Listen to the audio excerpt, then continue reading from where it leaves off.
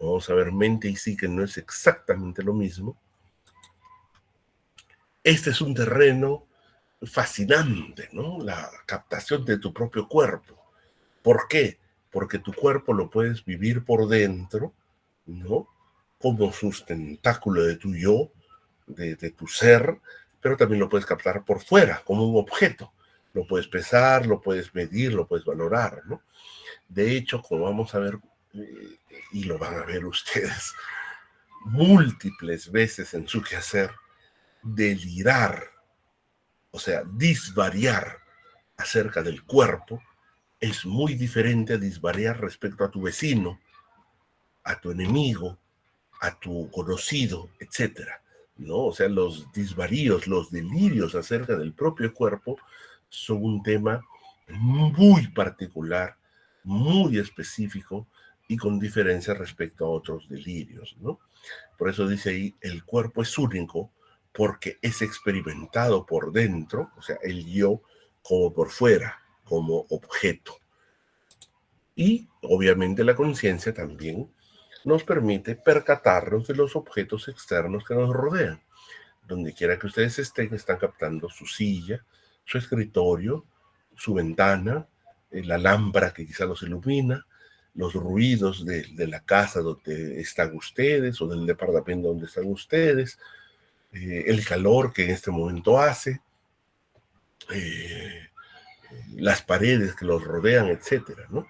Entonces la conciencia, como podemos ver, involucra muchos ámbitos que podemos circunscribir a estos tres grandes. De mi yo, o sea, de mi actividad mental, de mi cuerpo, que es un terreno muy, muy importante y muy particular por estas características que hemos enunciado, o de los objetos externos que rodean mi entorno. Por ejemplo, esta pintura que se llama Mañana de Sol,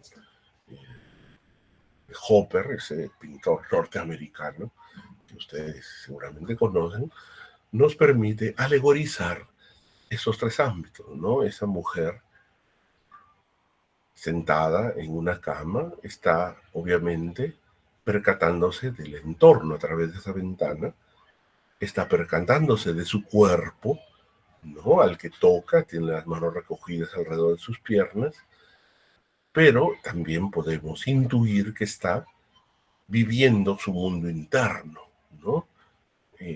Enterándose, interactuando con su mundo interno. Estos tres ámbitos, como hemos mencionado, son los que abarcan el fenómeno de la conciencia. Mi yo, mi cuerpo y los objetos en mi entorno.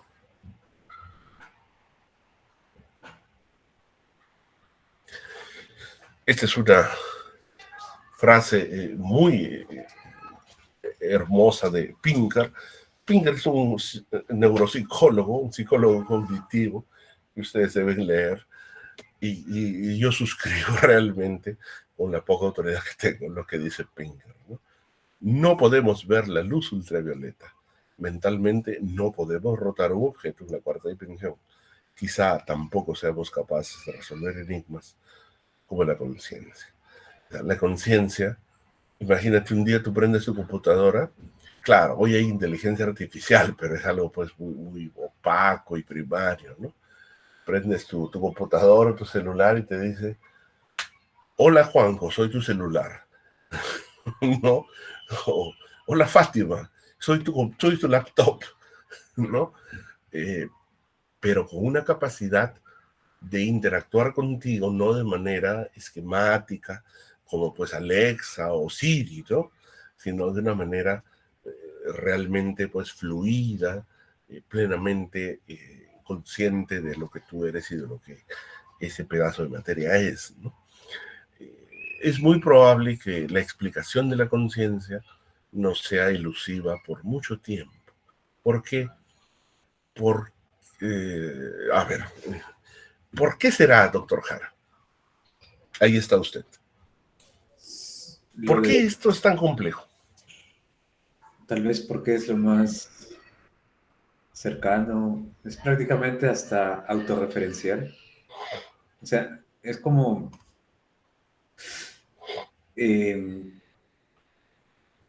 por ejemplo, en la cosmovisión, digamos, vamos a decir de la India, se habla del ojo que ve el ojo, entonces, Ajá. algo así me refiero, es como uno conoce con la conciencia y que ella misma se autoconozca. Como usted da a entender, es una cosa complicada. Sí, La mente, eh, gracias doctor, la mente es el producto más complicado del cerebro.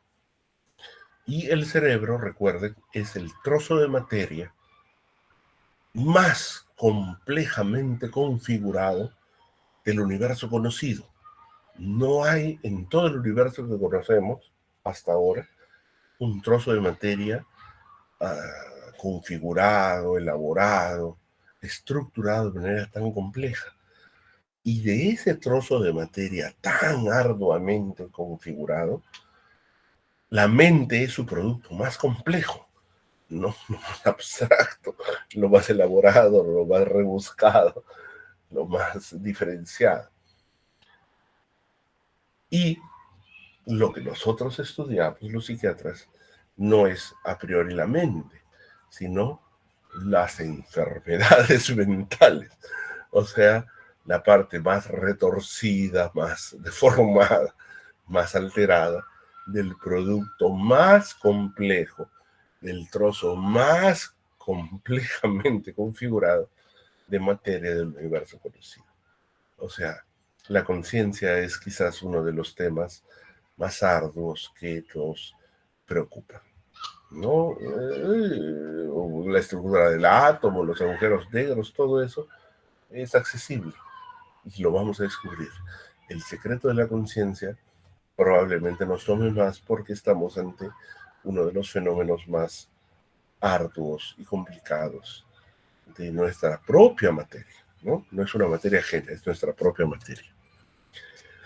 Este otro autor dice, todo el mundo sabe lo que es la conciencia, es lo que nos abandona cada noche cuando caemos en un sueño profundo y vuelve a nosotros a la mañana siguiente cuando despertamos. Bueno, es lo que decía San Agustín, ¿no? Cuando le preguntan lo que es el tiempo no lo sabe y cuando dejan de preguntarle sí lo sabe. En realidad aquí hay un error nuclear porque en realidad la conciencia plena desaparece al dormir. ¿Qué dice doctor Lazarte? ¿Perdemos totalmente la conciencia al dormirnos? De hecho, no, doctor, se experimentan Así es. muchas cosas, ¿no? Obviamente, o sea, no hay un individuo dormido, no está en coma, ¿no? Si no nos, eso era feo, nos mearíamos y nos defecaríamos como cuando éramos bebés en nuestras camas, ¿no? Y no, tú te levantas al baño, te tapas con tu cobija, das vueltas sobre tu cama, espantas el mosquito que te asusa. El sensorio, como vamos a ver, si bien disminuye al dormir, no desaparece, la conciencia no desaparece al estar dormidos. Esto, como ustedes van a revisar, tiene un fin evolutivo, ¿no? Probablemente nuestros ancestros más remotos, que eran primates, dormían en ramas de árboles, ¿no? Imagínense lo que hubiera sido si cada monito ancestro nuestro al dormir en una rama, dándose una vuelta, se cayese a la sabana, al piso, ¿no? Hubiéramos sido muy vulnerables, ¿no? En general, si bien el sensorio, la conciencia, se apacigua, se apaga hasta cierto punto al dormir, no desaparece del todo, ¿no? Si no, pues seríamos totalmente vulnerables, totalmente indefensos, ¿no? Entonces, no es verdad que la conciencia nos abandona al dormir y aparece al despertar. ¿Qué podemos decir de la conciencia? Puede ser muchas cosas, ¿no? En general no es una facultad única, es la capacidad de todas las funciones mentales para percibirse a sí mismas. Es la capacidad de la mente para percibirse a sí misma, ¿no? Esto es lo que sustenta la noción de self, o sea, de yo, ¿no? Y yo me doy cuenta de mis pensamientos, de mis deseos, de mis sueños, de mis pensamientos, de mis frustraciones, y eso es lo que sustenta el yo que desea, sueña, aspira, todas esas cosas, ¿no? Como dice Berríos, el mayor psiquiatra peruano en el ámbito mundial, todas las psicopatologías dependen del contenido de la conciencia, ¿no? Todas, en absoluto. Y como dice Jaspers, la conciencia es la vida psíquica, o sea, un corte transversal. Tú agarras tu mente y la atraviesas con un machete, con un cuchillo virtual, y lo que observas allí es tu conciencia. Para poner un gráfico, ¿no? Ustedes ven allí un círculo central blanco y unas líneas horizontales que fluyen y fluyen y fluyen y fluyen. Si este es el contenido de la conciencia, la conciencia per se es ese corte transversal y la percatación directa, inmediata, palpitante y viva de todo lo que está fluyendo en tu mente en ese momento, ¿no? Es como un corte. Si tú pudieses metafóricamente atravesar con un corte pues anatómico tu cerebro y vieses lo que está pasando a través de él, metafóricamente digo, eso es tu conciencia. O sea, la conciencia no es una función psicológica aparte. De hecho, lo pueden revisar ustedes para abundar, no hay una estructura neuronal específicamente diseñada para ser sustrato de la conciencia.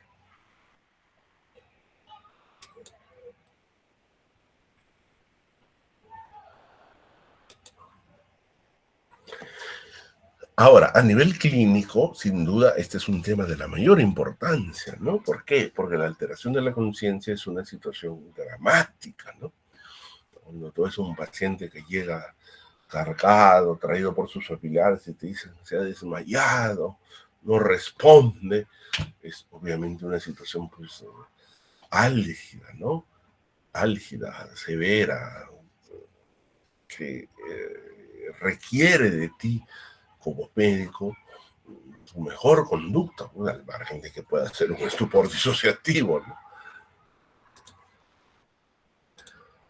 Ahí está. La conducta de un paciente con alteración de la conciencia es tan variada que puede ir desde la extrema agitación a la inmovilidad del coma y la muerte aparente. Así es. La alteración de la conciencia, como vamos a ver, no siempre implica hipoactividad, bradicinesia, acinesia y carencia de reacción. Un paciente puede tener alteración de la conciencia estando agitado, estando inquieto, estando disruptivo, ¿no? Eso tiene que avisarnos y llamarnos la atención.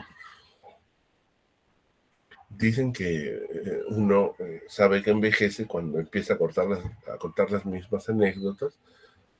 Ustedes me van a disculpar que cuente la misma, pero nunca uno debe confiarse en hipótesis preestablecidas, ¿no? Yo cuando era interno, por ejemplo, llegó una dama joven, quizá 20 años, ¿no? Con una apariencia histeriforme, con pelo pintado, maquillaje abundante, ropa de animal print, minifalda y un escote generoso, y llegó quejándose a viva voz de un dolor de cabeza, ¿no? Entonces yo recuerdo que, bueno, yo estaba interesado en la psiquiatría, pero tenía pues un sesgo, ¿no? Me voy y le digo a la reúno, es una muchacha histérica con su cefalea atencional, de hecho había llegado incluso con la pareja, ¿no? Y no la evalué adecuadamente. El R1, que sí hizo su trabajo, fue, le evaluó y volvió y ¿qué me dijo?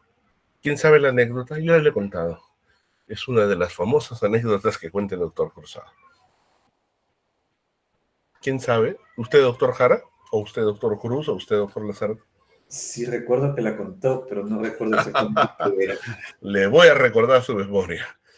vino a la reunión y me dijo, yo le dije, bueno, yo fui y le dije, es una histérica con cefalea tensional, le digo, ¿no?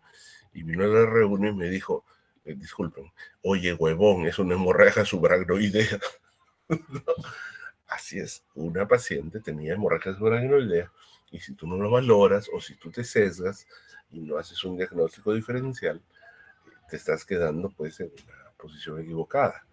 Por esto, la alteración de la conciencia puede ser desde causas gravísimas, como una hemorragia subaracnoidea, como un estupor disociativo. Recuerda, siempre, siempre, siempre, siempre, siempre, siempre tienes que descartar la causa orgánica, en primer lugar.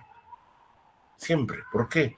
Porque hasta la más histérica de tus pacientes, hasta el más histérico de tus pacientes, tiene derecho a hacer una patología orgánica. No, nunca debes confiarte.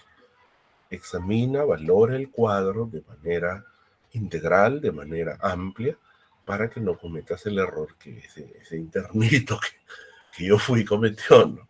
Eso de, es una paciente histérica con cefalea tensional, ¿no?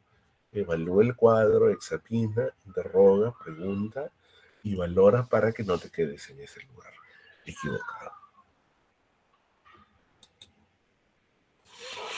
Como estábamos diciendo, la palabra conciencia no designa una función específica, ¿no? Más que designar una función, adjetiva un conjunto de cualidades, ¿no? Aquellas funciones que son conscientes, ¿no? Como dice Vallejo Nájera, ustedes deben conseguir el tratado de Vallejo Nájera, por ahí circula, está fotocopiado, ¿no? Designa la cualidad de ciertas funciones mentales más que ser un sustantivo, ¿no? Hay por ejemplo, la conciencia, hay un tratado de Henry Gay, yo lo tengo, no lo he leído, para que no vamos a mentir, son como 600 páginas, al igual que el tratado de las alucinaciones de Henry Gay, que tiene 1500, yo no lo he leído, ojalá me alcance la vida para leerlo, pero bueno, esta es una definición interesante porque es figurativa, ¿no? Dice, estructura compleja, en realidad no hay un sustrato único para la conciencia. Reflexiva, la conciencia tiene capacidad de analizarse a sí misma. Intencional, o sea, siempre hay un propósito, la conciencia no vaga en el vacío, siempre hay un propósito. Temporal, no espacial. A ver, las enfermedades mentales son aquellas que acontecen en el tiempo, mientras las enfermedades físicas acontecen en el espacio. Puede ser una frase alegórica, pero es cierta. Recuerden, las enfermedades mentales acontecen en el tiempo, mientras que las enfermedades físicas acontecen en el espacio. De flujo constante, unificante, con sustrato orgánico, obviamente, porque el sustrato de la conciencia es el cerebro,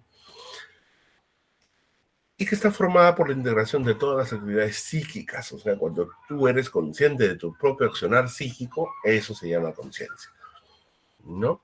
Y el producto final es el conocimiento, como dijimos, ¿qué es conciencia? Con aprehensión, ciencia, conocimiento.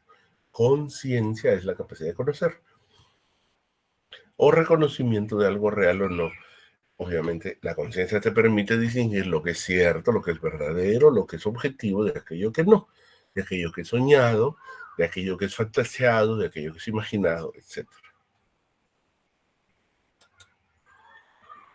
Algunos autores, por ejemplo, Vallejo Nájera, efectivamente distingue la conciencia subjetiva, ¿no? O sea, cuando tú dices, es un individuo inconsciente, no estás diciendo que está en coma, ¿no? Lo que estás diciendo es que no tiene conciencia subjetiva, o sea, no reflexiona sobre sí mismo, no critica sus pensamientos o tendencias instintivas. Es lo que, por ejemplo, en grado extremo llamaríamos un antisocial, ¿no? El antisocial no es que esté inconsciente, no es que esté en coma, pero no tiene la capacidad de criticar sus propios contenidos mentales, enjuiciarlos, ponerlos en una escala valorativa, ¿no? El individuo antisocial simplemente cede a sus impulsos, a sus arrebatos, a sus tendencias más inmediatas, ¿no? A eso le llamamos conciencia subjetiva. Y otro término que es muy valioso cuando exploramos conciencia es estado de conciencia. Y como habíamos dicho, que es el fruto inmediato y directo de todas las funciones mentales. O sea, cuando usted hace un corte transversal de su mente, todo lo que está allí presente, a eso lo llamamos conciencia. A ver, el doctor Lasarte, que le gusta la metafísica. ¿Cómo distingue usted mente de psique? Mente de psique. Así es una pregunta sabrosa para usted.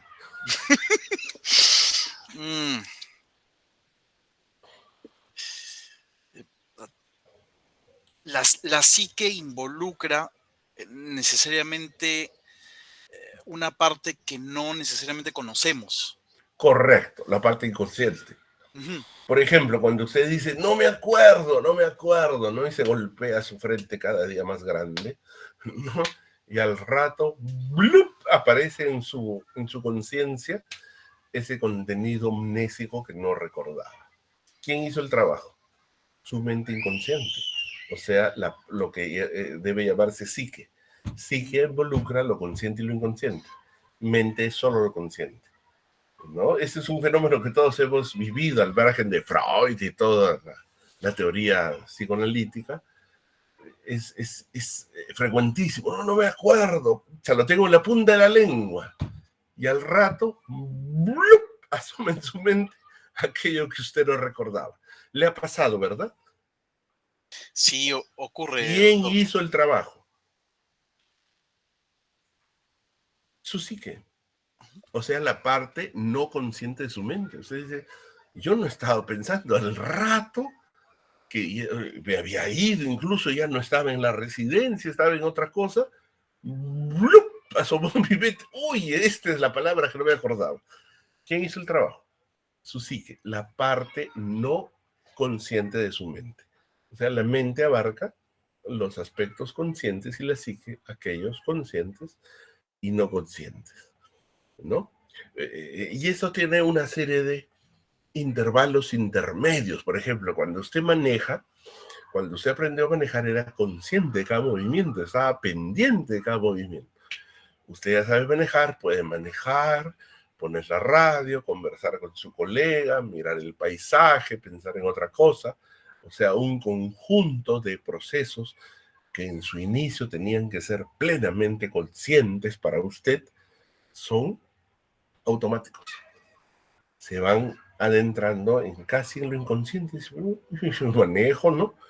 Y estoy hablando, estoy escuchando radio, estoy mirándola por el parabrisas, ¿no? ¿Por qué? Porque ya, pues esto es un fenómeno automático, ¿no? Entonces el lindero entre lo consciente y lo inconsciente es difuso, es borroso, es móvil, ¿no? Pero siempre es importante reconocer que hay contenidos que son conscientes, plenamente accesibles a la conciencia, y otros que no.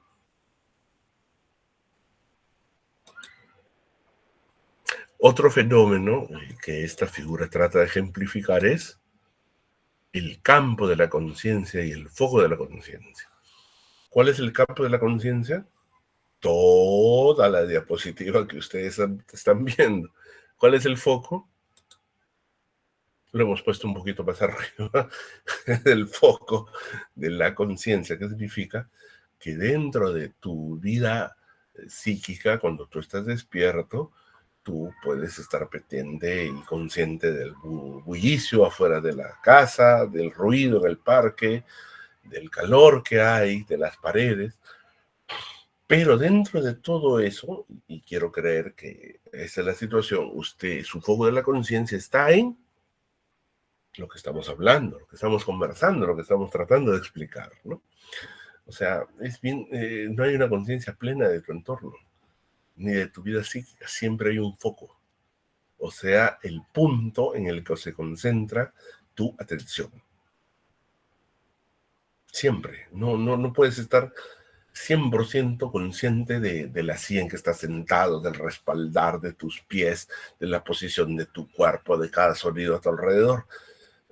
Como van a ver, eso sería pues hasta patológico, ¿no? Que no haya una puerta de acceso a tu conciencia y que todo lo abarque, lo involucre y lo avasalle, ¿no? No. Hay un campo de la conciencia y también hay un foco. Cuando ustedes piensan en la conciencia van a encontrar una serie de cualidades que solo de manera meramente informativa enumeramos acá. Y que, como vamos a ver cuando hablemos de conciencia del yo, se alteran pues groseramente, ¿no? El terreno más privado del universo, el ámbito más secreto del universo, ¿cuál es? No es tu cuarto, no es debajo de tu cama, no es tu cofre con llave, no es tu diario con clave secreta. Es tu mente.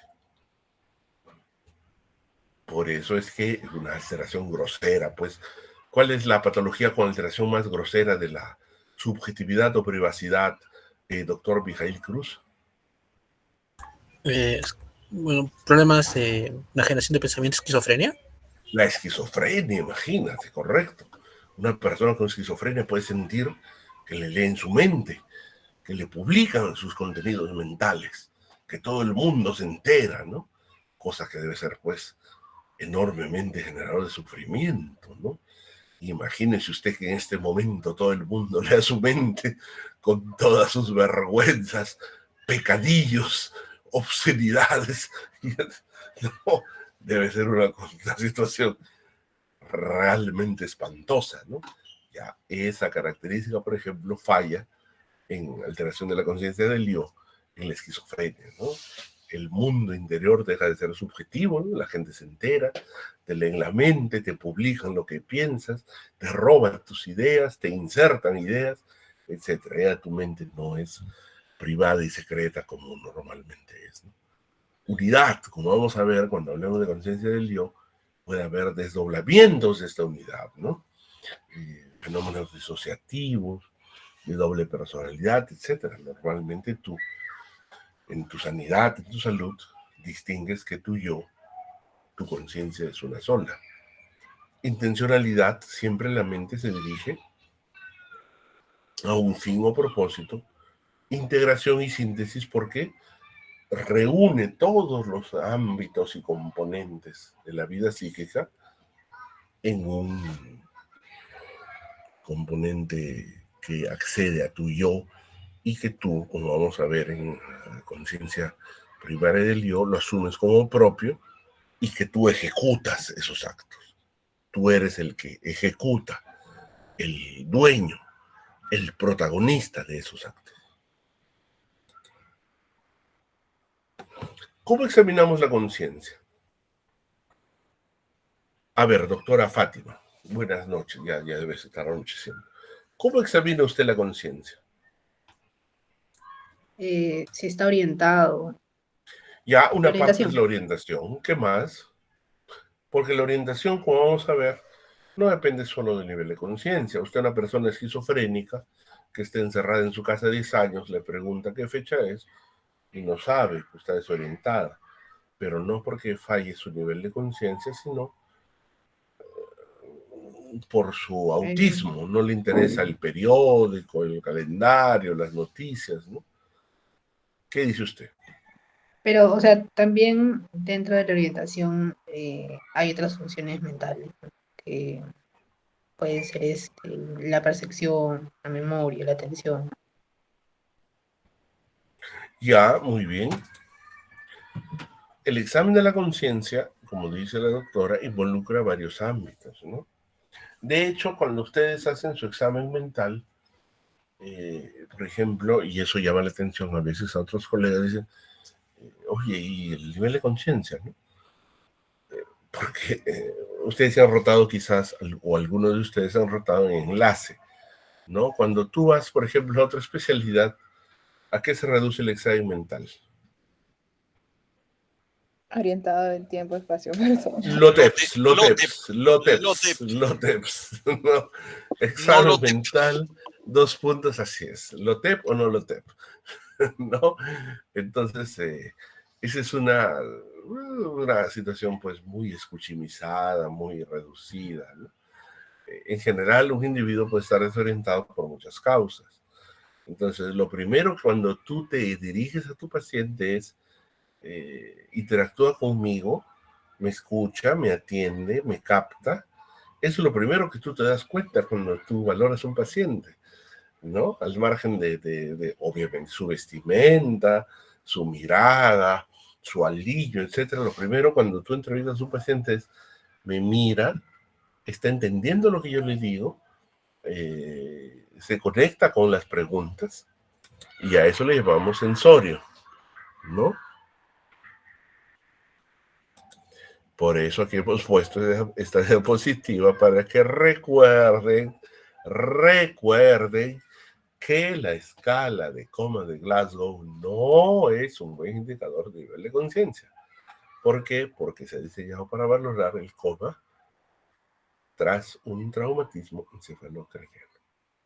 La anécdota, hace años, no muchos, claro, hay un sesgo, no era guardia de la doctora Núñez. Tú sabes que cuando es guardia de la doctora Núñez, cualquier cosa puede pasar, ¿no?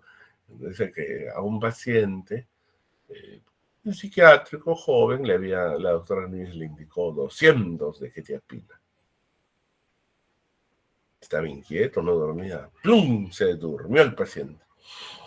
Al otro día vinieron unos colegas, otros, y pasaron visita, pues el paciente no reaccionaba, ¿no? Estaba profundamente dormido y sedado. Lo mandaron a Cayetano, ¿no? Porque dijeron, le aplicaron la escala de coma de Glasgow y dijeron 4 de coma. Dios mío, qué horror. ¿Por debajo de qué puntaje se intuba el paciente, doctora Peso? 8, bueno, 8. 8. 4 tenía, Dios mío, paciente. ¡Qué horror! Lo mandaron como un cohete a Cayetano.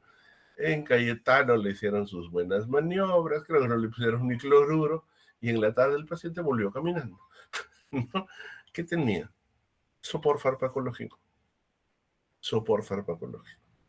Por eso la escala de coma de Glasgow, si bien se usa ampliamente, debe entenderse que su propósito fundamental es valoración del coma tras un traumatismo encefalocraniano. No para cualquier situación. No, para eso tenía 4 de escala de coma de Glasgow, pues supuestamente debía ser intubado, ¿no?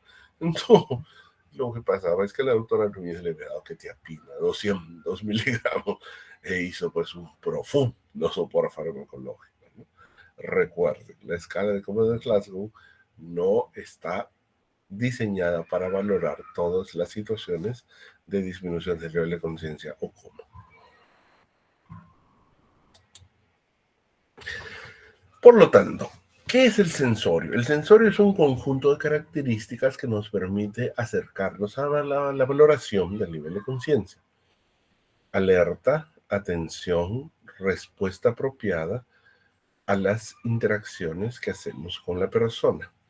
¿No? La persona te mira, hace contacto visual, capta lo que le dices y responde apropiadamente lo que le estás diciendo.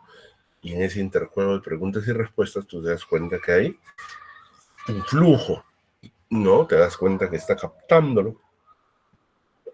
Lo que le dices, lo que le estás preguntando, eso se llama sensorio. Y es así como valoramos la conciencia, a través del sensorio.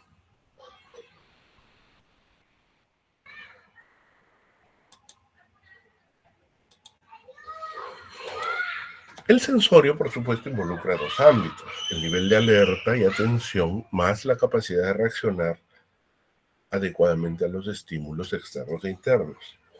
Como ya ustedes van a ver, el nivel de alerta es del tallo cerebral, como ven en la imagen de la izquierda, mientras que los contenidos, o sea, selecciono contenidos adecuados para responder lo que me dice, para afrontar lo que me dice, esos contenidos vienen de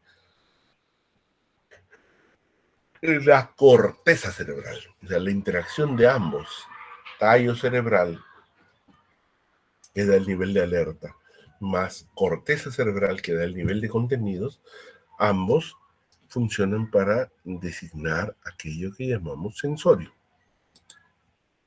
Ojo, como ustedes ya habrán visto, el sensorio no desaparece, no es abolido en el sueño.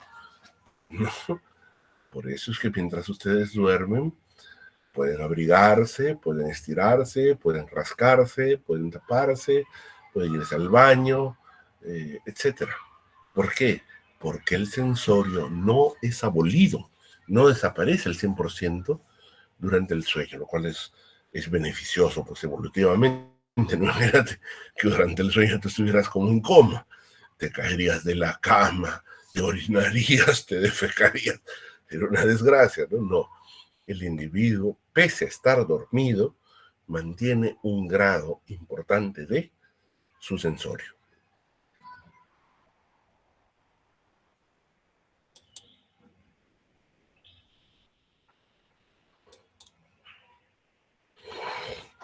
Capacidad de orientación, atención, comprensión de preguntas y fijar algo en la memoria, que es lo básico del sensorio, ¿no? Involucra funciones de atención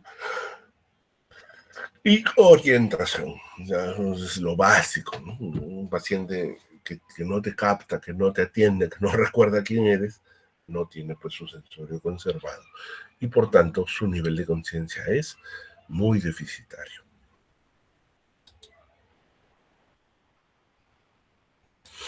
Esto ya lo que hemos mencionado, ¿no? La conciencia más que un sustantivo, ¿no? Más que un sustantivo es un adjetivo.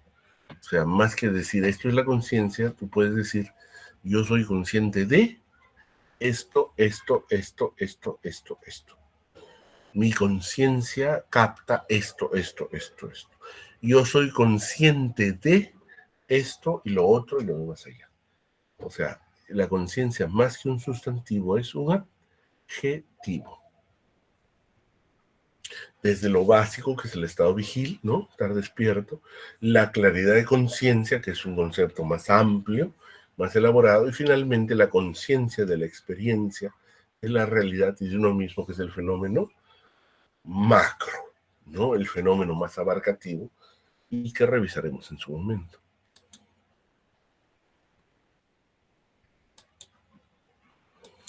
Bueno, estas son definiciones conocidas. Marietán es un famoso psiquiatra español. Su bibliografía ustedes la encuentran en el internet.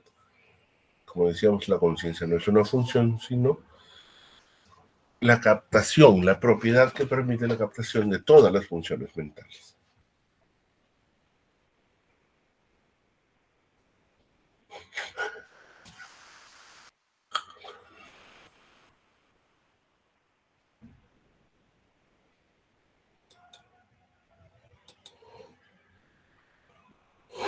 Efectivamente, la conciencia tiene una base neurofisiológica y neurobiológica incuestionable, ¿no? Indiscutible, indiscutible. No se puede sustentar el fenómeno de la conciencia sin una estructura sana, viable de la función neurológica, ¿no? Es un requisito per se. Por ejemplo, el retraso mental profundo, no se puede hablar de conciencia, ¿no? El individuo no se puede hablar de conciencia en su estado. O sea, implica la conciencia, el sustento sano, saludable y viable de un conjunto de funciones neuropsicológicas.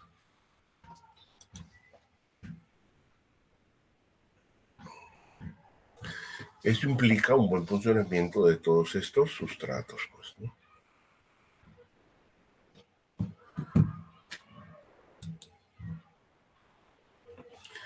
Para empezar, por ejemplo, podemos hablar del estado vigil, ¿no? Un individuo despierto, alerta, captando todo su entorno, pero que no es uniforme, ¿no? O sea, hasta el individuo que ha dormido mejor puede tener momentos en que su nivel de vigilia fluctúa, ¿no? A media mañana, a media tarde, tú te sientes un poco adormilado, pestañeas, puedes coger sueño, etcétera, ¿no?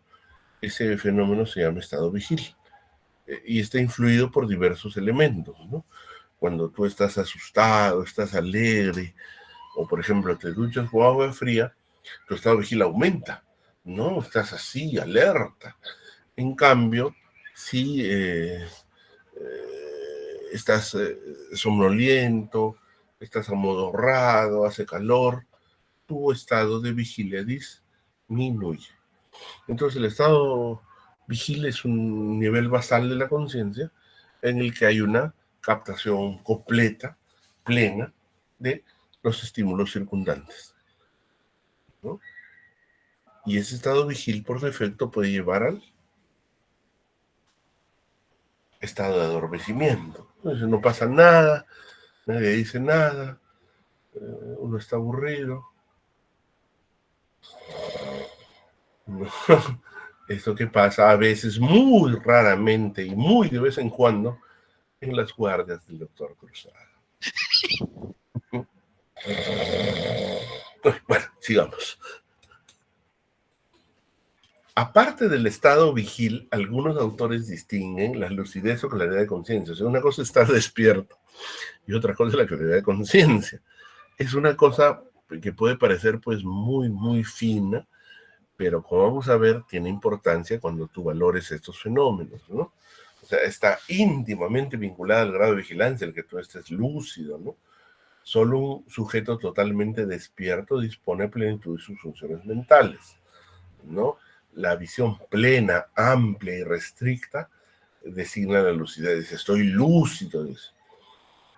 Pero debe reconocerse que un individuo plenamente psicótico, aunque esté despierto, aunque esté alerta, no está lúcido, porque su captación de la realidad es parcial, sesgada e incompleta, ¿no? Entonces, la lucidez o claridad de conciencia se basa en la vigilia, pero requiere que el individuo esté alerta, descansado, neutro, objetivo, etcétera. Y junto con la vigilia, junto con la lucidez o claridad de conciencia, vamos a encontrar estos dos componentes. El arousal, o sea, la vigilia, y el contenido de conciencia o awareness. Son términos norteamericanos, anglosajones, pero que ustedes van a encontrar con mucha frecuencia al leer estos términos, estos temas, estos ámbitos, ¿no? Arousal es el nivel de vigilia, ¿no? De activación, de alerta. Y awareness, en oposición a arousal, es el caudal de conocimientos de la conciencia. Por eso el primero está ejemplificado como un foco, así, una lámpara radiante, ¿no? Alerta, alerta, alerta. Y el contenido de la conciencia está ejemplificado con un libro abierto, ¿no? Un libro abierto. Aquí está mi conocimiento, mi sapiencia, mis dotes, lo que he aprendido. Ese es el awareness o nivel de conocimientos. Ambos interactúan en los problemas de psicopatología de la conciencia.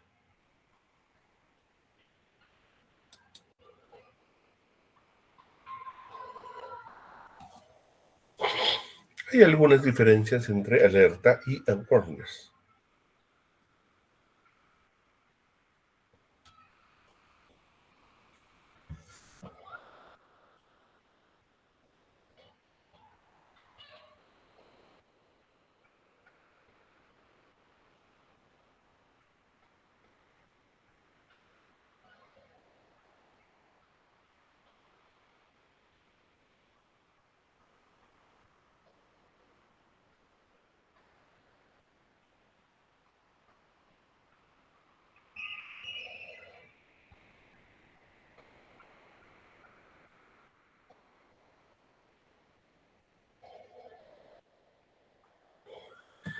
como pueden ver, hay algunas características diferenciales entre uno y otro fenómeno a nivel más bien teórico, ¿no? A nivel más bien teórico, porque en la clínica ustedes no van a valorar esto, pero sí pueden tener la imagen de que un fenómeno es uno y el otro es el otro.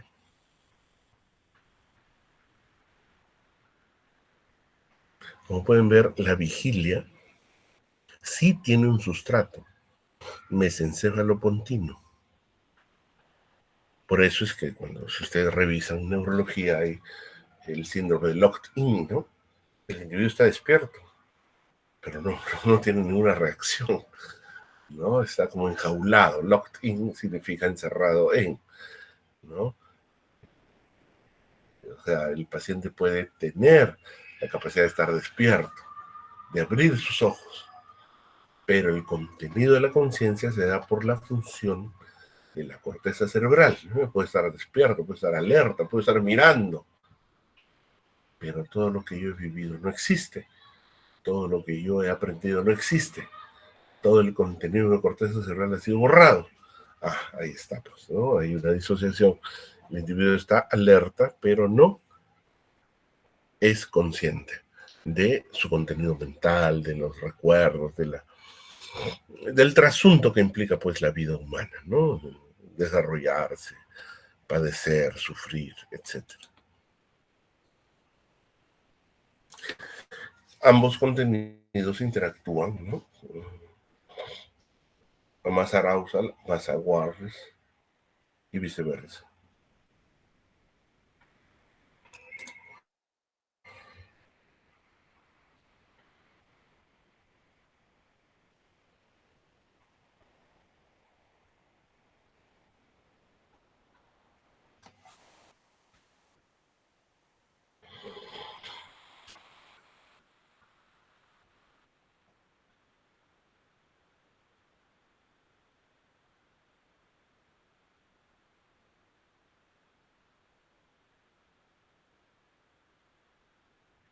Definiciones de Viols, un psiquiatra español valioso por su producción.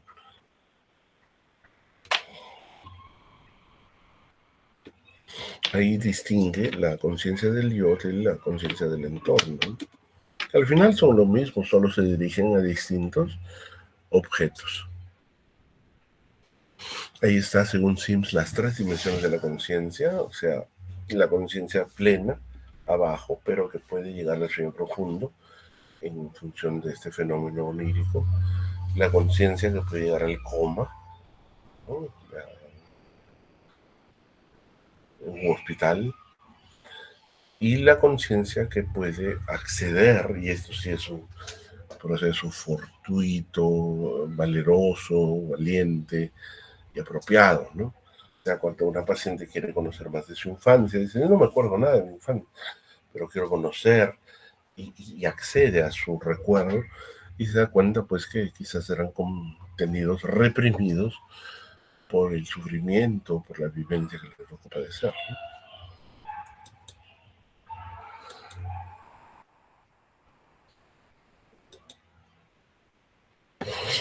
Según Honorio, los trastornos de la conciencia pueden ser cuantitativos o cualitativos, ¿no?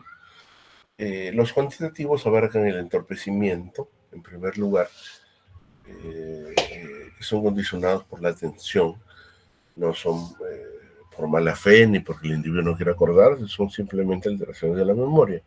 Cuando tú viajas, te vas de paseo, tu memoria no funciona, pues, al 100%, como cuando tú estás alerta, atento, ¿no? Entonces, ahí vas a encontrar alteraciones de tipo entorpecimiento. Vamos a ver. Mientras que los fenómenos cualitativos involucran no solo disminución del nivel de conciencia, sino contenidos adventicios. Presencia de contenidos adventicios como alucinaciones o delirios.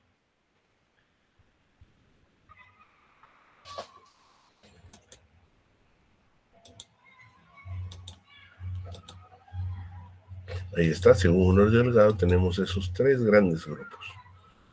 entorpecimiento, anublamiento y estrechamiento.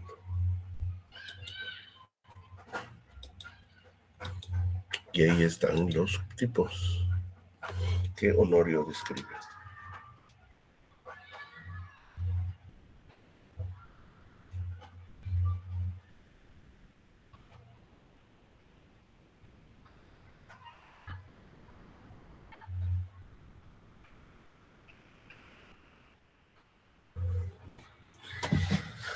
El entorpecimiento, como ya se dieron cuenta, es el fenómeno que describen los neurólogos, o sea, la disminución del nivel de conciencia per se, sin contenidos añadidos, solo la disminución, mientras que el anublamiento involucra, como vamos a ver, aparte de disminución del nivel de conciencia, unos fenómenos adyacentes, adventicios o que se suman, ¿no?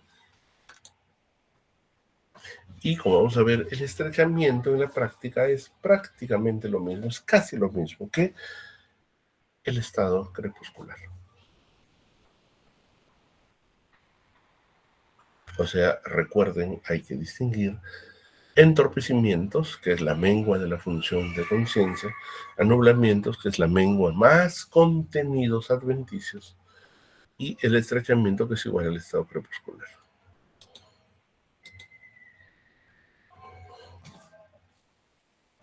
Este es un fenómeno raro, infrecuente, pero como la literatura lo describe, lo hemos puesto acá, la hipervigilia o elevación patológica de la conciencia.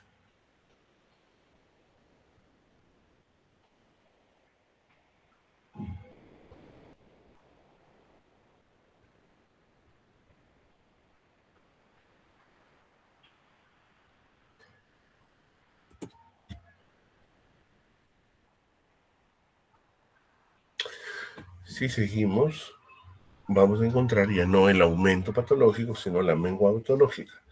Disminución patológica del nivel de conciencia. Es el primer nivel de entorpecimiento. Más abajo tenemos obnubilación, más abajo somnolencia, más abajo sopor y mucho más abajo coma. Luego de lo cual comprensiblemente viene ya la muerte.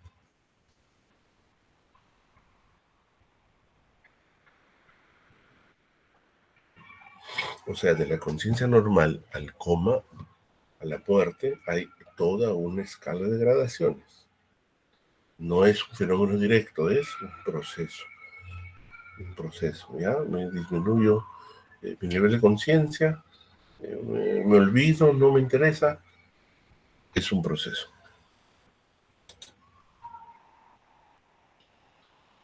El primer nivel de embotamiento es la obnubilación, ¿no? El primer nivel de disminución del nivel de conciencia es este.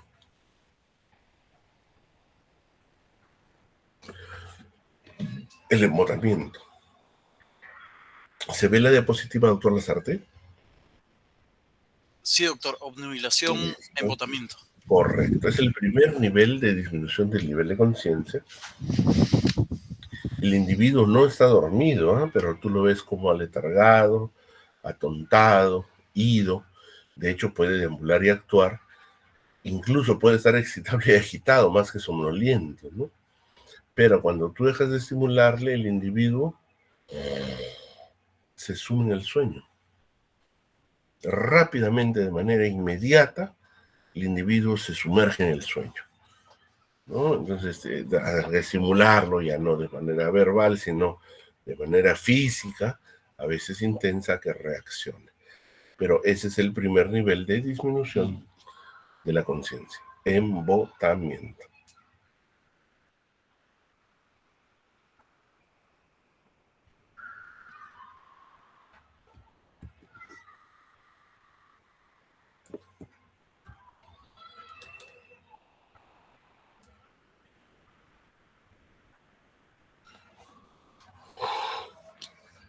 Como he mencionado, entre el nivel más básico y el más profundo de alteración de conciencia hay una serie de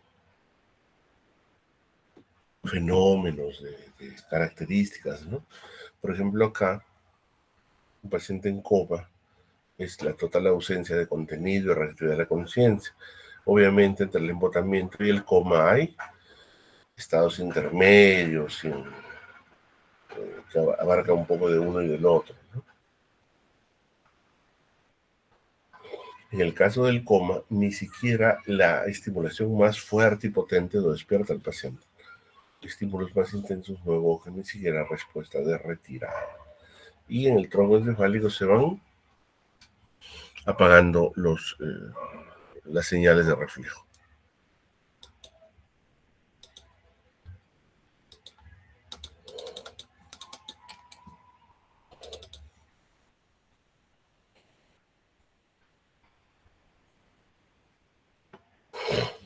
Y ahí está el estado crepuscular.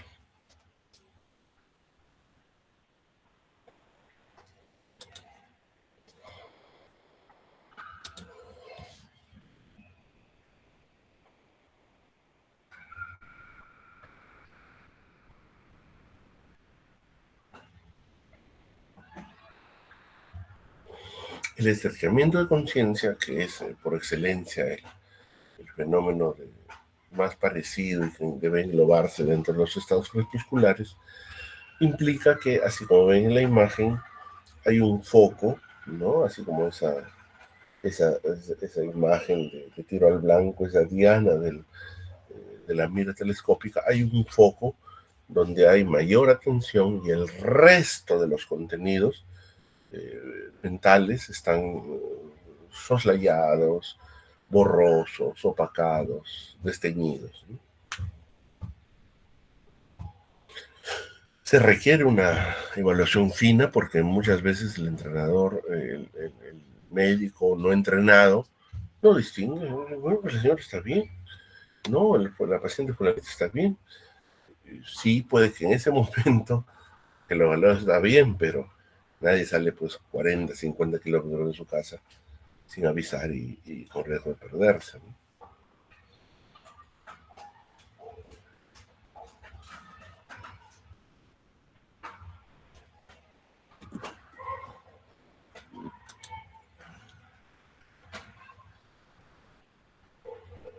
Ahí está, esas son características del estado crepuscular.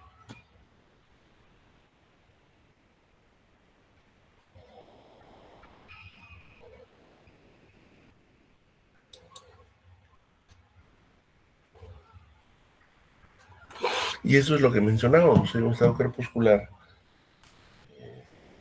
orgánico, usualmente secundario a epilepsia, y hay otros que son psicógenos, ¿no? Por lo tanto, en el orgánico pueden aparecer automatismos, conductas impulsivas, actividad alucinatoria, ánimo variable, y uniformemente después no hay recuerdo de lo sucedido, ¿no? El paciente no se entera, no sabe qué ha pasado.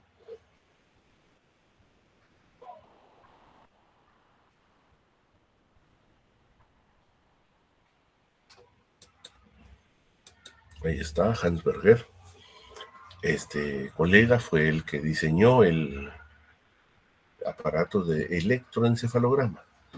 Antes de su invento, en la década de 1930, no había manera cierta y fiable de diagnosticar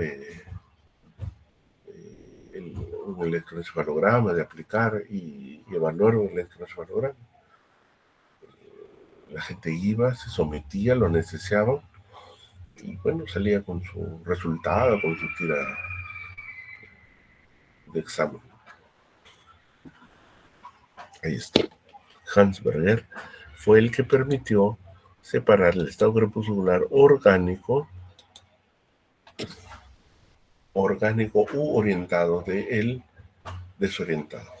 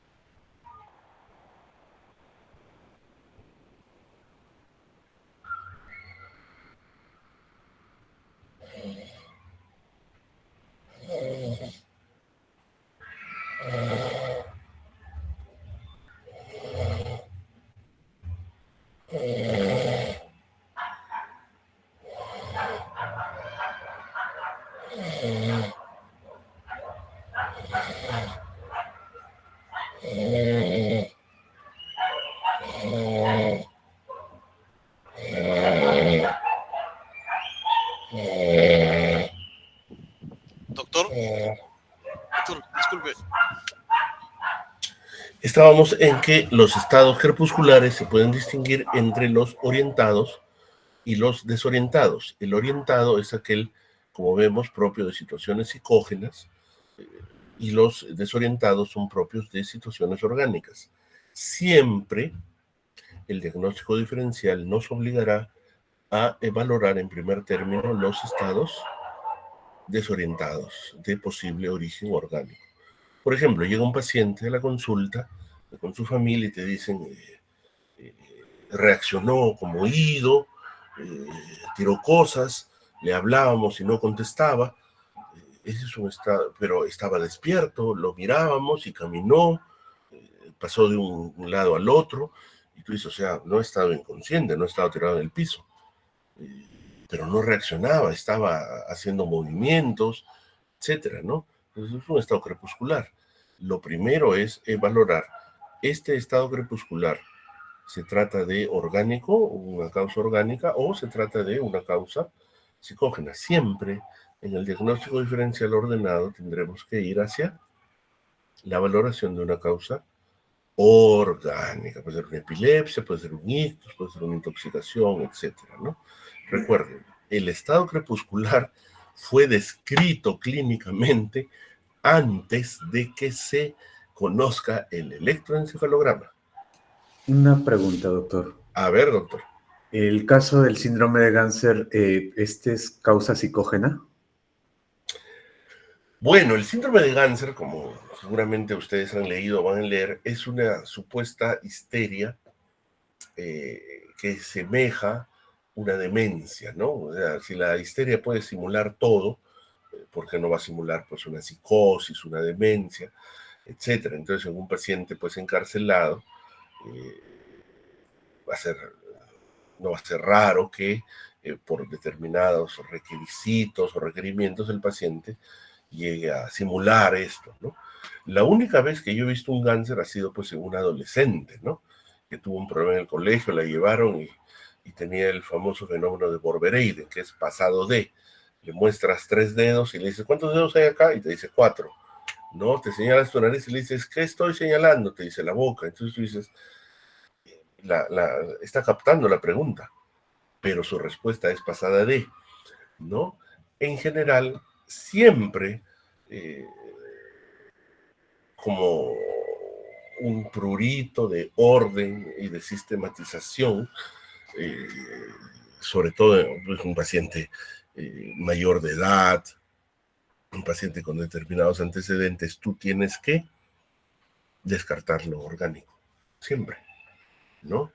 Por más que te parezca y digas, oye, pero este caso es clásico de tal, sistemáticamente debes valorar la posibilidad de una organicidad que va junto con el consumo de sustancias, ¿no? ¿Por qué? Porque las sustancias actúan sobre el sistema nervioso a priori de manera orgánica más que de manera psicógena, ¿no? Entonces el Ganser, que hoy es raro, y de hecho la fenomenología de los síntomas psicopatológicos también va a cambiar. Por ejemplo, yo les invité a que revisen un caso de supuesto delirio de Clérambault, ¿no? Se los envié a su correo. ¿Cómo era el enamoramiento hace un siglo y cómo es ahora? Pues bueno, hace un siglo no había Tinder, ¿no? O sea, ha cambiado la forma en que la gente delira del enamoramiento. En general, sí, sin duda que sí. Entonces, cuando usted dice, mire, doctor, este me parece un paciente que cumple criterios de cáncer, bueno, hay que valorarlo desde una perspectiva amplia. ¿Qué más tiene junto con su cáncer? ¿No? Y luego, si tú descartas lo orgánico, allí recién dirás, bueno, hay que abocarnos pues a lo psicógeno, ¿no? Siempre, en general. El delirium o estado confusional, como ustedes conocen, es quizás uno de los cuadros más urgentes y angustiosos no solo de la psiquiatría, sino de la medicina en general, ¿no? O sea, un paciente que está desconectado, que está inatento, desorientado, y que además puede tener síntomas adventicios, puede, porque no siempre los hay, ¿no? Alucinaciones o ideas delusivas es una situación de las más graves y acuciantes en el ejercicio de la medicina.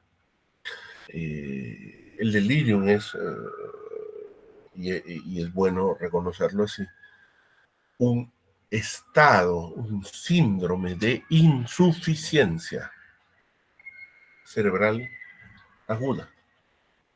Así como hay insuficiencia renal, así como hay insuficiencia hepática, pero también hay insuficiencia cerebral, ¿no? El delirio significa, ¿para qué sirve el cerebro, a ver, doctor Lazarte? Aparte de que podemos tener una hermosa cabellera encima, ¿para qué sirve nuestro cerebro? Bueno, para integrar las diversas funciones de nuestro organismo, ¿no? Y sobre todo de la parte, no sobre todo, sino la parte mental también. Ya, ¿ustedes recuerdan que les recomendé ese texto, 7 preguntas y media sobre el cerebro? Léanlo. ¿Para qué evoluciona el cerebro? Porque vamos, un gusano tiene cerebro, pues, chiquitito, pero tiene. Un pez, sí, más grandecito. Una lagartija, más grandecito. Un ave, sí, tiene cerebro, más grande.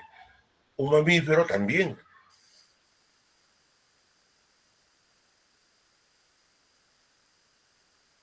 En primer lugar nos sirve para captar nuestro entorno, y como lo dice esas 7 preguntas y media sobre el cerebro, esto que se acerca, ¿lo puedo comer o me va a comer a mí? ¿No? Puede parecer bien primario, pero ese es el fin directo e inmediato del cerebro. Esta mancha que veo acercándose a mí, ¿me va a comer o yo lo puedo comer? ¿No? Como el anfioxo, ¿no? ¿Recuerdan ustedes el anfioxo, que es pues, un rudimento de animal vivo, ¿no? Una especie de gusanito, ¿no? Nuestro cerebro nos permite captar nuestro entorno para detectar estímulos amenazantes, evitarlos, huir de ellos o enfrentarlos en la lucha, ¿no? Es el fin primario del cerebro. Capto lo que me rodea, me oriento dónde estoy, de qué se trata y reacciono.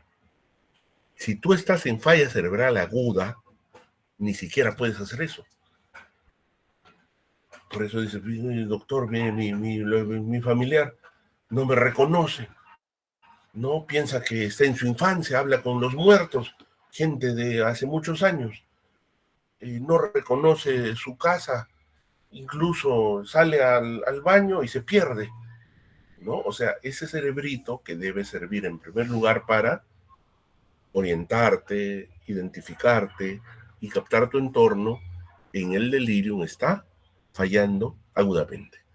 Ese es el delirium, pues, la falla cerebral aguda. El delirium por excelencia es fluctuante. Tienen abuelitos con algún nivel de deterioro. Uy, en las noches, Dios mío, grita, se agita, se desespera. En el día está tranquilito. Es fluctuante, es más severo en la noche o en la madrugada, ¿no? El paciente no necesariamente está somnoliento ni aturdido. Puede estar hiperactivo, excitable, ¿no?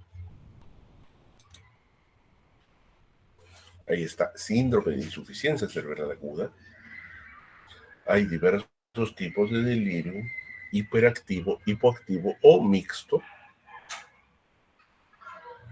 Por eso no debe asumirse que el delirio es somnolencia, decaimiento, hipoactividad, ¿no? No es cierto.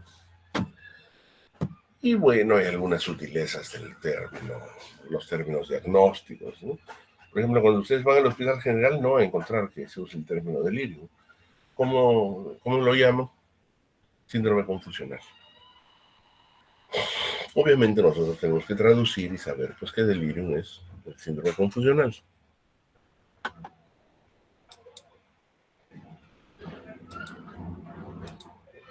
Ahí están las características clínicas del delirio. Recuerden, el lenguaje es embrollado, confuso o incoherente. El lenguaje disgregado por excelencia es propio de ¿qué, doctor Jara? El lenguaje disgregado. Bueno, en esquizofrenia. Esquizofrenia, correcto.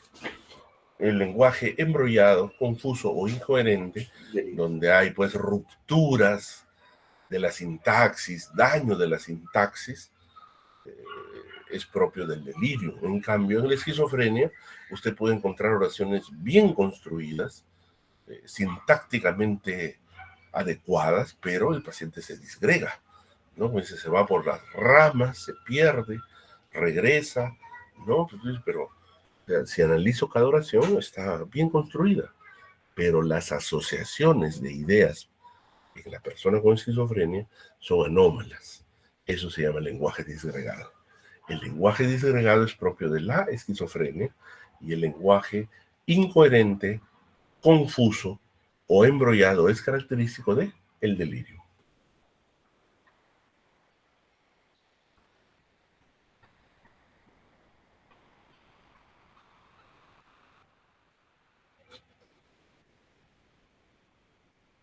Delirio ocupacional, ustedes se van a dar cuenta que el paciente cuando está en su cuadro confusional actúa como si estuviera en su trabajo, ¿no? Actúa como si estuviera en su trabajo, pero en un carpintero, yo recuerdo cuando hizo su delirio, agarraba su mano como si fuera un serrucho, ¿no? Parecía que estaba serruchando ahí el borde de la cama, ¿no?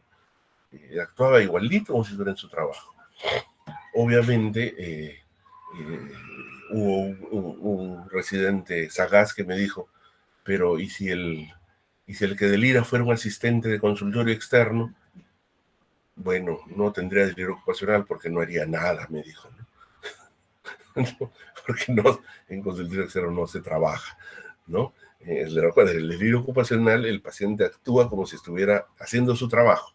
Si no trabaja, bueno, no va a tener delirio ocupacional, ¿no?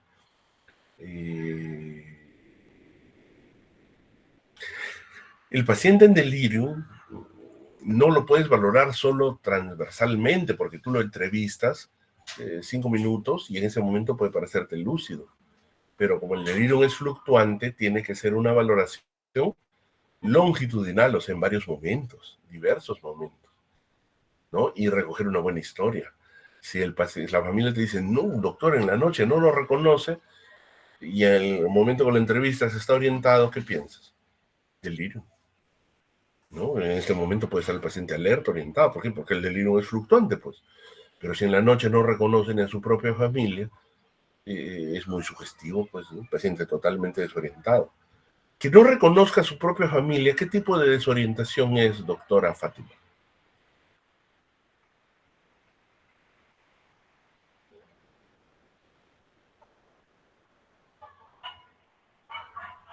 ¿Nos dejó la doctora Fátima o está todavía por ahí? No, no, doctora, estoy acá. A ver, ¿qué dice? Un paciente ¿qué dice, no recomiendo? reconoce a su familia. ¿Qué tipo de desorientación es?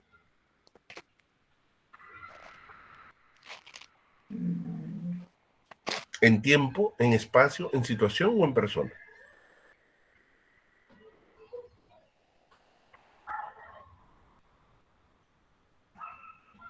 Eh,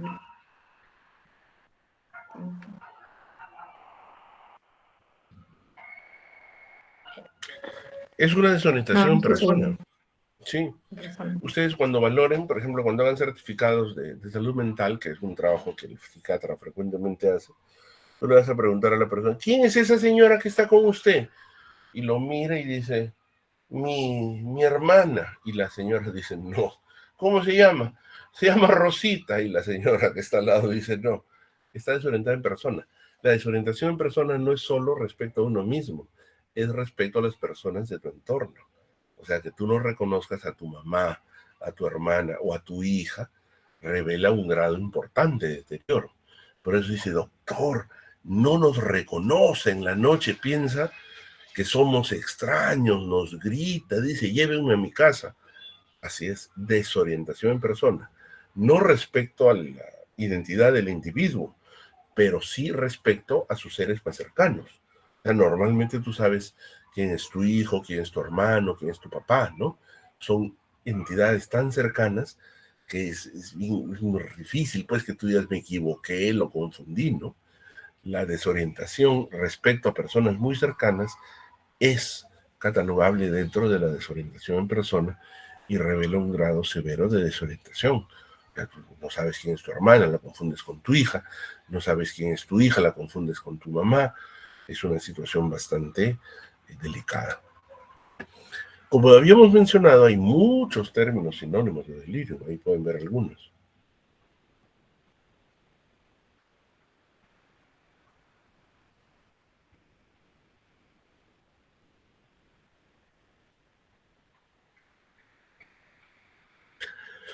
Recuerden que todos son en la práctica lo mismo. Por ejemplo, encefalopatía, que es un término venerable, ¿no? Que a veces asusta. Encefalopatía es delirio.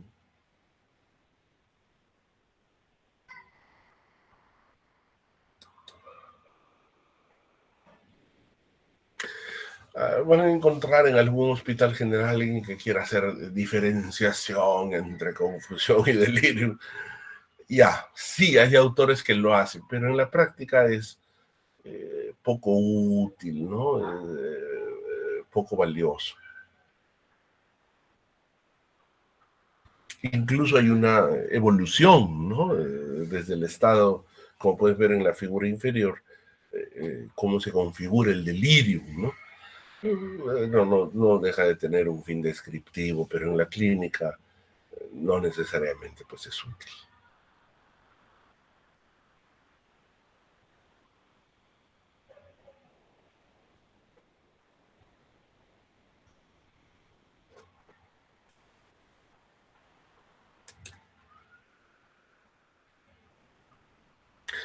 Así es, ustedes se van a cualquier país y el delirium es similar, ¿no? En África, en Asia, en Europa. Parece una respuesta preformada, básica del sistema nervioso central ante noxas severas, ¿no? Por decirlo así en términos psicopatológicos finos, el cerebro se raya, ¿no? Se raya completamente, reacciona de una manera uniformemente deformada.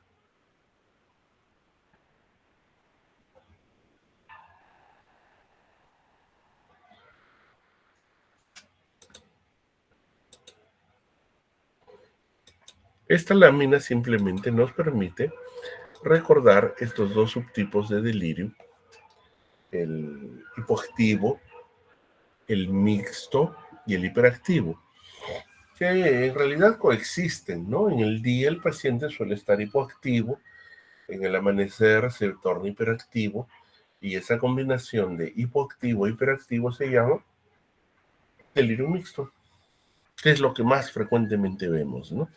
O sea, tú llegas en la mañana al hospital general temprano, como sueles hacer, y encuentras al viejito amarrado en su cama. Le preguntas qué pasó y el viejito te dice, no sé por qué me han amarrado. Le preguntas al enfermo y te dicen, uy, anoche el viejito estaba como trompo, salió a marchar, dijo que era la guerra del 41, lo agarró a la técnica, que era su mujer, lo quiso llevar a su cama. O sea, en la noche el viejito ha estado completamente confuso y delirante.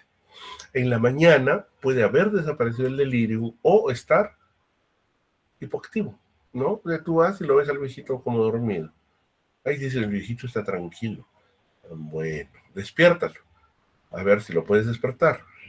O si lo despiertas, te vas a dar cuenta que está confuso. ¿Qué significa eso? Delirium hipoactivo. O sea, la fluctuación entre el hiperactivo y el hipoactivo es frecuente, es casi la norma, ¿no?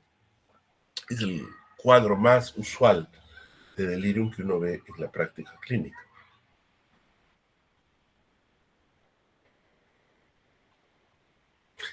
Ahí dice, el delirium hipoactivo se diagnostica menos porque efectivamente solemos pasarlo por alto, ¿no? Diagnosticamos más el delirio agitado, inquieto, etc. La amencia, que es un término que ustedes pueden encontrar, por ejemplo, en el texto de Honorio, es un fenómeno que hoy se ve poco. ¿Por qué razón? En primer lugar, no se obsesionen por encontrar límites entre todos estos cuadros porque fueron descritos por diversas escuelas psicopatológicas. En esa época no había ningún indicador fiable de organicidad, ¿no? No había pues ni radiografía. En la época de Kreplin no había ni radiografía de cráneo, ¿no? Entonces va a haber muchos cuadros que ustedes dicen, pero ¿esto es esto o es lo otro?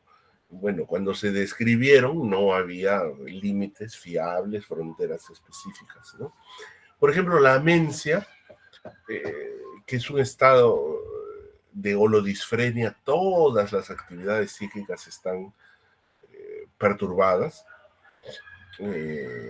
Ustedes la van a encontrar en algunas psicosis agudas, que no son esquizofrénicas, no son afectivas, ni maníacas, ni depresivas. Ustedes dicen, pero ¿qué tiene este paciente, no? Y tú encuentras pues una alteración global de todas sus funciones psíquicas. Está embrollado, perplejo, alucinado, inestable, perseverante, delusivo, inquieto, llorón, locuaz, y a veces después ni se acuerda. Dios mío, ¿por qué tiene este paciente? Podría ser una psicosis aguda de tipo cicloide, en las cuales se ven las amencias, ¿no? Es un fenómeno que hoy se ve y se describe poco, pero cuando aparece es muy sugestivo de alguna psicosis aguda. Incluso cuando revisen ustedes psicosis cicloides van a encontrar cuadros que les llaman confusionales, no porque el paciente esté en delirio ni confuso, sino porque hay una sutil alteración del nivel de conciencia, ¿no? El estado niroides sí es todo un tema porque no lo van a ver ustedes, no lo van a encontrar. Va a ser algo muy raro, muy infrecuente y muy inusual, ¿no? ¿Qué sucede? Cuando estos términos se describieron, se emplearon, había muchas escuelas psicopatológicas, no había DSM, y por lo tanto, asumir o esperar que haya pues un lindero claro entre un fenómeno y otro sería ocioso, sería inútil. ¿Yo he visto algún paciente con estado niroide? Sinceramente no. No es porque no lo haya, sino porque es un fenómeno difuso, borroso, y hoy se ve pues raramente, ¿no? O sea, decir, mira, el estado niroide es característico de tal, no es característico de nada, ¿no? Así que hay que conocerlo, hay que leerlo, pero no hay que devanarnos los sesos por esto. La alucinosis, en cambio, sí es un fenómeno muy interesante porque, como ustedes recuerdan,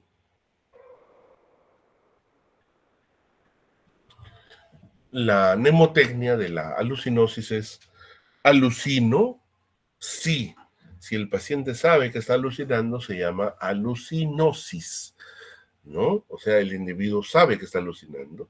Esto puede ser del campo auditivo o del campo visual, ¿no? Por ejemplo, si uno de nosotros consume LSD, ácido delisérgico, llegas a alucinar, pero no has perdido la conciencia de que estás alucinando, ¿no? A eso se le llama alucinosis. La alucinosis designa característicamente las alucinosis orgánicas. Por ejemplo, si tú tienes un tumor del nervio acústico, puedes escuchar campanadas, pero tú no has perdido el juicio de realidad. Dices, pero aquí no hay ninguna campana, ¿por qué escucho campanadas? En ese caso se aplica el término alucinosis, ¿no? O sea, una alucinación orgánica o bajo efecto de sustancias.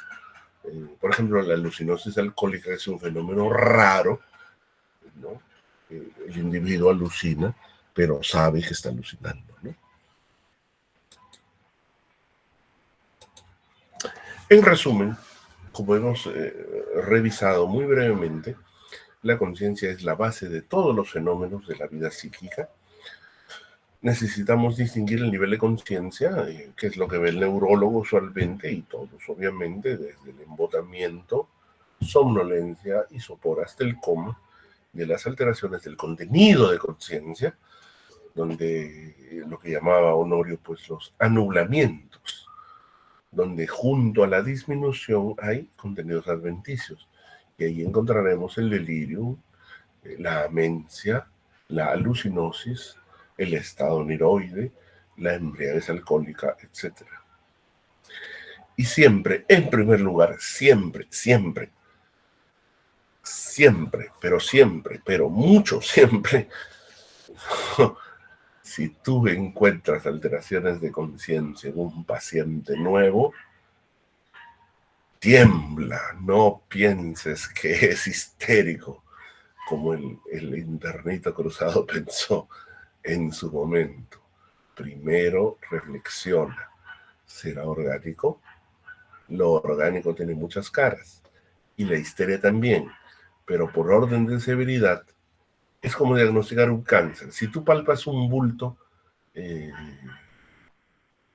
el vientre o en el tórax y piensas que es un lipoma, ¿estás haciendo un buen diagnóstico diferencial, doctora Peso? No, o sea, tendrías que ver las características del bulto. Primero tienes que descartar lo más grave, siempre. ¿Por qué? Porque si te quedas con algo leve y no buscas lo más grave, estás haciendo un mal diagnóstico diferencial. Igual, en psiquiatría, alteración de conciencia es una situación pues álgida, severa, dramática. Si tú te quedas de frente con estupor disociativo, puedes estar metiendo las 4. ¿No? Y no debemos hacer eso. Para la próxima les hará recordar esa anécdota del paciente con COVID que lo mandamos a matar en el Teguchi prácticamente, ¿no? Porque llegó, la hermana dijo, ya lo ha visto, el médico dice que es ansiedad, y no, pues estaba con alteración de conciencia producto de su cetoacidosis diabética, un señor de 27 años. Le dieron clonazepam y todo, y el paciente se murió en 2 días en un Cayetano. Llegó con 500 de glucosa. Estaba haciendo su coma cetoacidósico. Entonces recuerden, alteración de conciencia siempre hay que tomarlo con la máxima seriedad. No significa que siempre sea delirium, no significa que siempre sea un coma, pero siempre hay que descartar esas posibilidades porque son muy, muy, muy ominosas.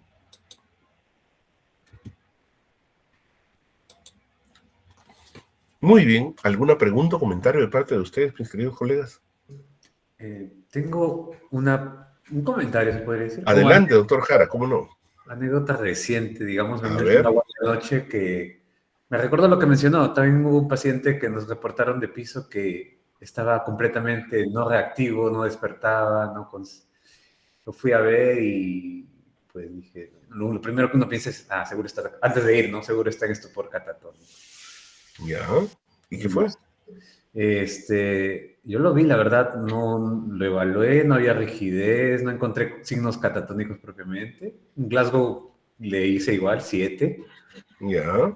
Vi su historia, era un paciente aparentemente en su primer episodio psicótico, de recién ingreso, no tenía historia de esquizofrenia previa.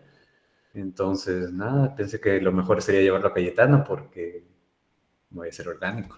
Fue bastante brusco, no tenía historia de eso. Ya, ¿y cuál fue su hipótesis diagnóstica? Yo la verdad que hasta pensé que podría tener algún tema de meningitis o qué sé yo. Ya, ¿y qué pasó? Cuando lo llevamos al hospital, al momento de bajarlo a la ambulancia, exigieron que vaya en silla de ruedas, entonces lo sacudieron, lo pasaron de cúbito a sentado y empezó a despertar. ¿Y qué fue entonces? ¿Cuál fue el diagnóstico real? Bueno, de Cayetano me lo regresaron porque ya estaba despierto. No, por eso, pero para usted, después de esta experiencia, por eso yo les conté, ¿no? Un sopor farmacológico es algo que te asusta. Eso pareciera que fue. Así es, ¿no? Por eso hay que tener en cuenta eso, gracias por compartirlo, que el sopor farmacológico, ustedes conocen a Brian Valderrama, ¿no? Él sabe, pues, unas maniobras japonesas, y tuvimos una paciente que cumpliendo el apotegma de Honorio no respondía ni a los dolorosos más fuertes, porque Brian se subió a la cama y le hacía las maniobras dolorosas y la paciente no reaccionaba y era un estupor catatónico, ¿no? Estupor catatónico. completo, no había ninguna otra explicación, ¿no? Era una paciente Marieta Guashuayo que hizo una severa catatonía por suspensión abrupta de clozapina. Nunca, salvo pues una granulocitosis, tú no debes suspender abruptamente la clozapina porque puede dar ese tipo de cuadros, de catatonía inclusive, ¿no? Y la paciente, que era una paciente bastante funcional, tuvo un cuadro catatónico severo, con una pobre respuesta al electrochoque, y que hasta donde yo sé no ha recuperado su funcionalidad previa, por ejemplo, ¿no? Entonces sí, como dice Yair, claro, hay que evaluar adecuadamente y si no te encuentras con las herramientas o la capacidad suficiente, hay que derivarlo. Si te dicen, mira, ha sido estupor farmacológico, bueno, en buena hora, ¿no? Pero siempre es preferible cubrir las posibilidades más severas, ¿no? El estupor farmacológico es una de ellas. La doctora Candela levantó la mano. Díganos, doctora.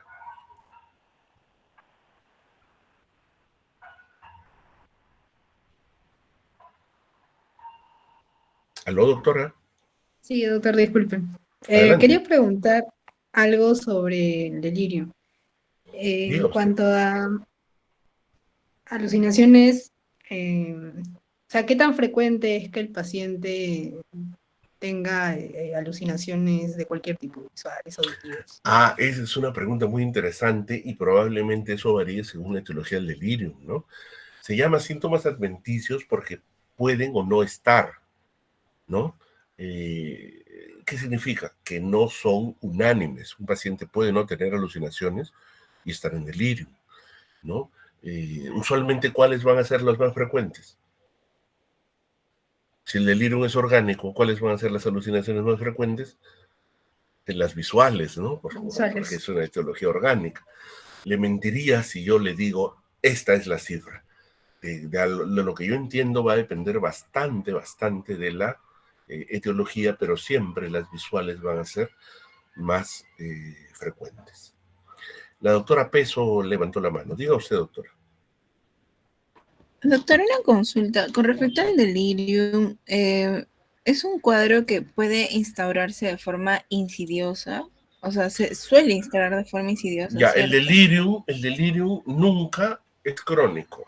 Puede ser subagudo, Ujú. pero en general es agudo. Claro, como habíamos mostrado una diapositiva, sí tiene una evolución.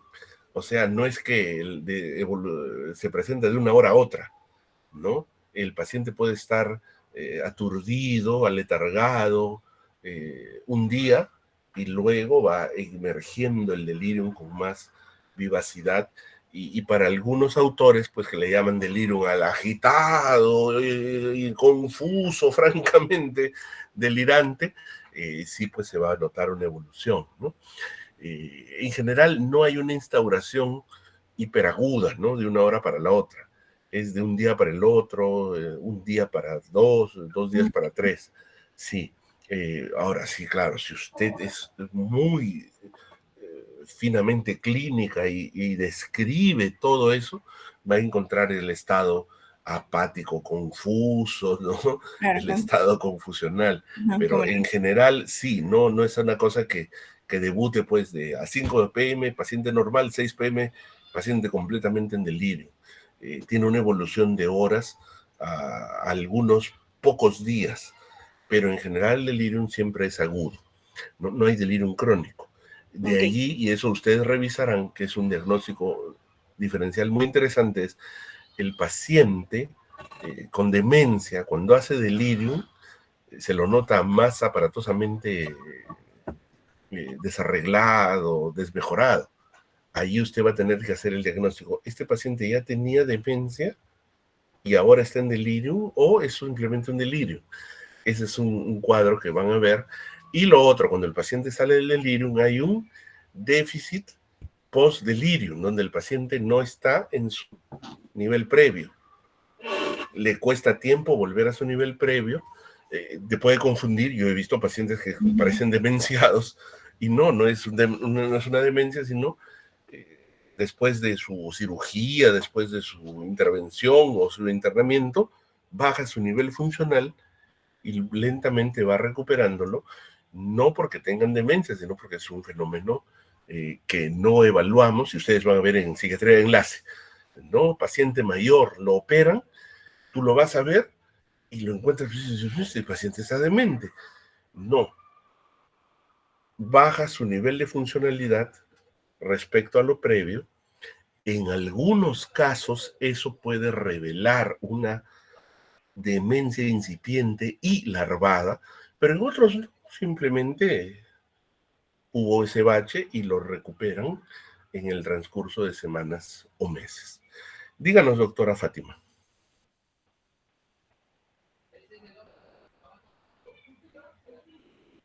¿Aló?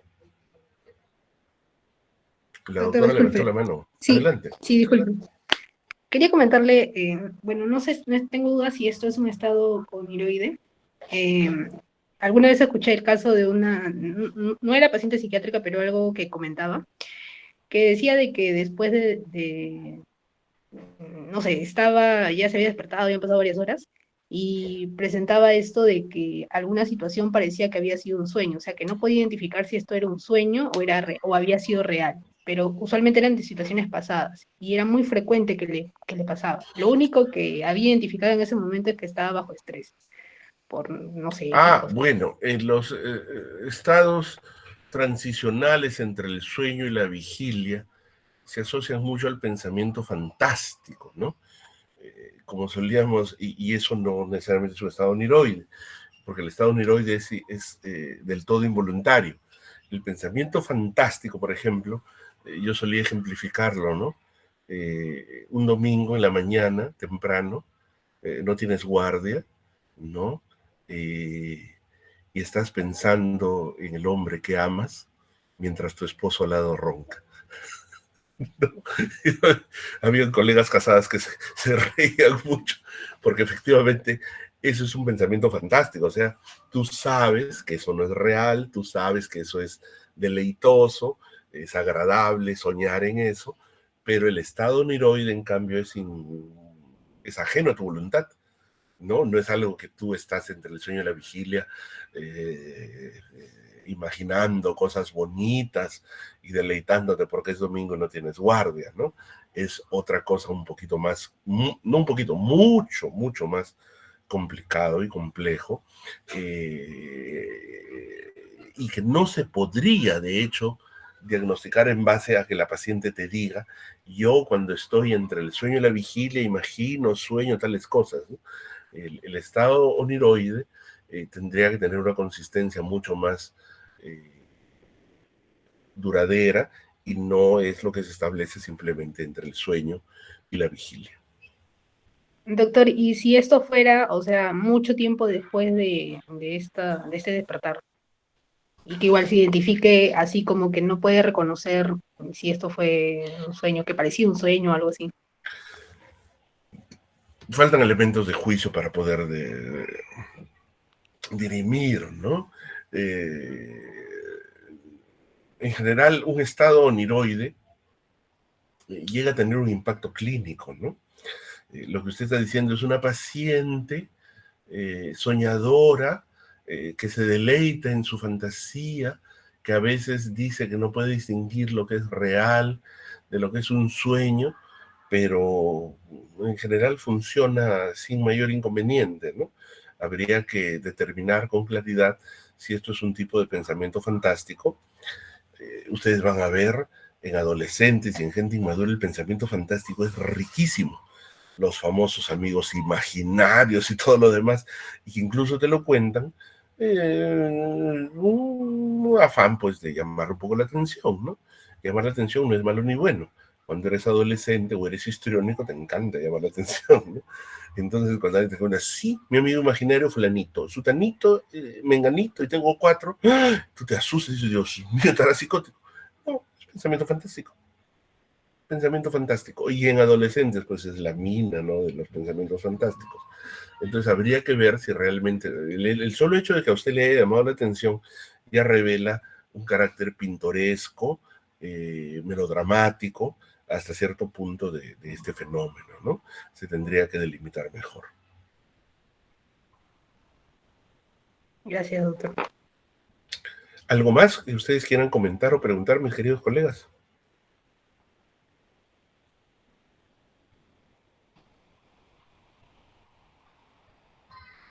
Si no es así, les agradezco muchísimo su presencia y su compañía. Nos estaremos viendo el próximo jueves y bienvenidos de vuelta a nuestro gran seminario de psicopatología con todo mi afecto y con la distinción de la presencia de todos ustedes.